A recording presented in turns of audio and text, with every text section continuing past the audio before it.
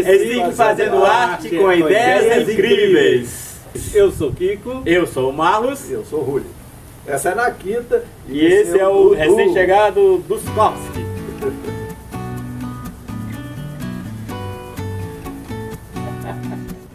Eu faço reciclagem desde os 8 anos. Nem sabia desse termo, reciclagem, mas usava caixa de creme dental, caixa de sabonete, e isopor e outras coisas mais.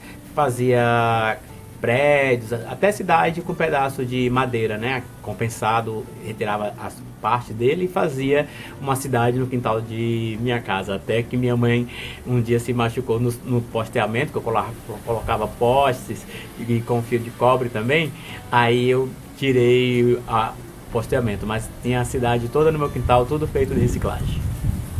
Eu sou o Rui Mazurek.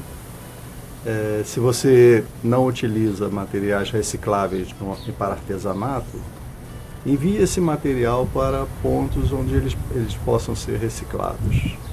Exemplo de papéis, plásticos, latas. Então, tudo que você possa mandar, mande para esses locais onde ele possa ser reciclado.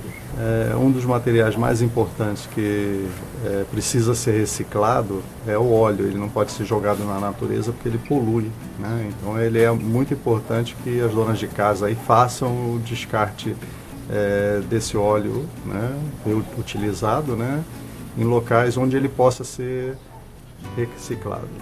Então, eu sou o Kiko, estou aqui com o Dudu.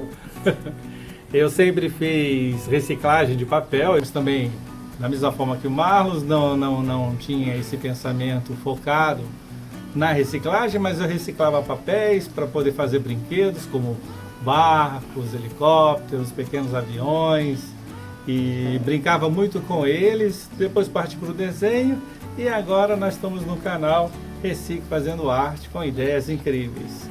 Recicle Fazendo Arte, o nosso planeta agradece. Dê um joinha, se inscreva se não for inscrito e dê sugestões. Até breve. Então, deixe o seu like aqui nesse lugar aqui, inscreva-se no nosso canal, é importante nesse botão vermelho aqui, inscreva-se no nosso canal. Esse é o mais importante, isso aí vai fazer com que a gente recicle mais, que a gente dê outras ideias para vocês. Como o Marlos e o Rui disse, se inscreva no nosso canal, dê joinha, participe, nosso canal precisa crescer. Dê um clique aqui para poder se inscrever no nosso canal.